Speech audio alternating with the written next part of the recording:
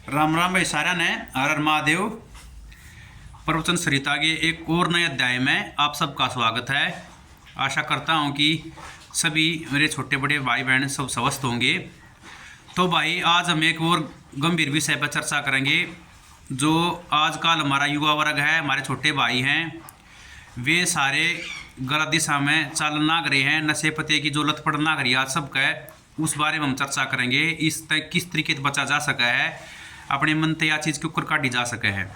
तो भाई सबसे पहले तो हमने संगत छोड़नी पड़ेगी इसे जो अपने मित्र हैं या जो यारे प्यारे हैं, इसे जिनको नशे की लत है और जो ये सारे गलत काम कर रहे हैं, उनका साथ छोड़ना पड़ेगा। आपने शुरुआत में देखा होगा कि हमने शुरू से पढ़ना ना रहे हैं कि एक गली हुई सेब अगर पेटी में रख दे तो धीरे धीरे सारियाँ नगड़ा देगी। तो नुए भाई अगर किसी को इस चीज़ की लत है तो संगत का प्रभाव, प्रवृत्ति का प्रभाव जरूर पड़ा है आदमी पे। तो दूसरी बात, इसे स्थान पर ना जा, जैसे वो पीढ़ियाँ खानी आदमी रोज़ ठेके पर जाओ, उसके साथ हर एक जगह जाओगे। और आजकल एक बात और भी चल रही है, ये देखा है कि भाई हुक्का तो बहुत फ़ायदेमंद है। छोटे छोटे बालक थी बिल्कुल 10वीं में 11वीं पढ़निया में भी पीने लगे। तो भाई हमारे बड्डे शाणे जो इस चीज़ ने पिया करते हुक्के ने, वे के करते कठोर शारीरिक परिश्रम कराया करते, खेतों में काम कराया करते, तो सारे मिलकर बैठ जाया करते। वे योग नाग सारा दिन थारे हुक्का फुक्के जा रहे थे। वे को समय था वो इकट्ठे बैठ कर बोल बतला लिया करते, तो उसने पी लिया करते वे एक होके मिलकर 8-10 आदमी। तो भाई मैं इस चीज़ का भी समर्थन ना करता। जो खाली पड़ा पड़ा कुछ काम नहीं करते, उनका पढ़ने लिखने का उम्र है और वे इस चीज़ में इन्वॉल्व होते जा रहे हैं, तो भाई यह चीज़ गलत है। मन तो इस चीज़ ने बिल्कुल छोड़ दो। आगे यो दूसरी बात यो है कि हमारे जो संस्कार और जीवन मूल्य हैं, वे भी बिल्कुल आजकल ख़त्म होते जा रहे हैं। उनको बचाने का काम अभिभावकों को करना होगा, उनके माता पिता को करना होगा कि वे बच्चों को संस्कारों का महत्व समझाएं और जीवन मूल्य का अर्थ बताएं। क्योंकि जो बालक छोटा सा हो है, शुरू में समझने लगा है, उसका मन बिल्कुल कोरा हो है, उसमें जो आप लिखोगे वो अंकित हो जाएगा। तो भाई खुद भी अपने आचरण सुधारो। अगर किसी भाई को नशे पते की, बीड़ी सिगरेट की या शराब की लत है, उसने खुद छोड़ दो। क्योंकि बालक को देखेंगे, आप बच्चों को बताओगे कि ये चीज़ गलत है और आप खुद उस चीज़ का सेवन कर रहे हैं, तो बच्चे पे क्या प्रभाव पड़ेगा। सबसे पहले तो आपको समझना होगा कि ये शरीर के लिए हानिकारक हैं, इससे धन का भी व्यर्थ में व्यय हो है और चरित्र में भी हमारे नुकसान हो है और शरीर में हमारे जो स्वास्थ्य में है उसमें भी हानि इससे हो है। इस चीज़ ने आप खुद समझें और फिर उस चीज़ ने अपने बच्चों को समझाएं। और आजकल के है आधुनिकता का सिंबल मान लिया इस चीज़ को, आधुनिकता का चिन्ह मान लिया है। इस नशे पते को रियो को बोलते हैं कि आजकल का तो जीवन शैली है आधुनिक अपनी वो वैसी ही है। तो भाई इस चीज़ को आप बिल्कुल ये चीज़ ना समझें कि ये आधुनिकता का चिन्ह है। आधुनिकता एक अलग चीज़ है, लेकिन जो हमारे जीवन मूल्य है और हमारे संस्कार हैं जो शुरू से चलते आ रहे हैं, उनका हमारे जीवन में बड़ा महत्व है।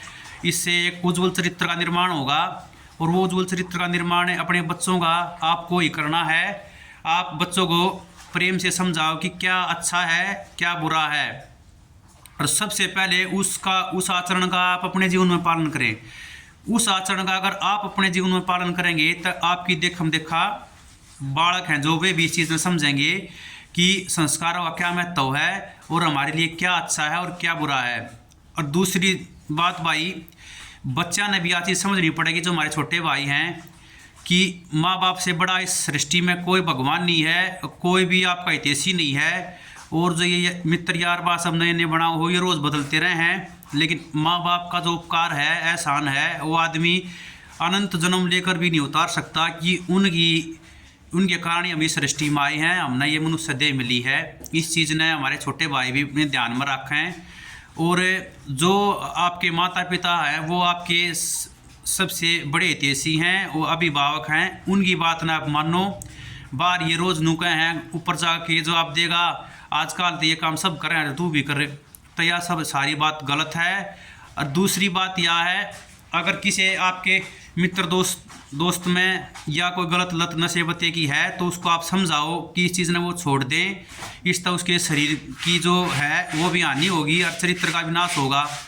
तो अगर वो बार बार प्रयत्न करने के बाद भी नहीं समझता है, तो आपका ये कर्तव्य दायित्व बनता है कि आप ऐसे जो समूह मित्र होगा आपका उनसे बचें, काम काम की बात करें, उनका साथ छोड़ दें। और जो आपका जो ये समय है ये आपका एक अच्छे चरित्र निर्माण का समय है और अपना जो करियर है, अपना भविष्य है, एक सुनहरा भविष्य बनाने का समय है। तो माता पिता आपको किसी कोचिंग सेंटर में या स्कूल में, विद्यालय में जो कार्य के लिए भेजते हैं, विद्या अध्ययन के लिए, आप उसी में अपना फोकस करें और विद्या अध्ययन है जो आपका, उसी को अपने जीवन का लक्ष्य बनाएं। क्यों? और दूसरी तरफ जो भाई एक्सरसाइज वगैरह ना करते वो भी इस चीज़ ने समझें कि शुरू कर दें। इसका केवल ये लाभ नहीं है, आपको शारीरिक लाभ मिलेगा। जिस बच्चे की इसमें मेहनत में रुचि हो जाएगी उसके शरीर से मेरे हिसाब से धीरे धीरे सारे विकार खत्म हो जाएंगे।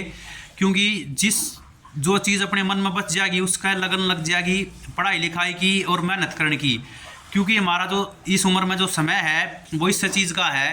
और जो बालक स्कूल में तब बंक मारा या बाहर जाकर कोचिंग सेंटर में जहाँ में पढ़ाई लिखाई नहीं करते और ये चरित्रहीनता के सारे काम करते हैं, उसका कि माता पिता पर कोई प्रभाव नहीं पड़ता। वे अपने आप में धोखा दे रहे हैं, उनके सामने पूरी ज़िंदगी पड़ी है।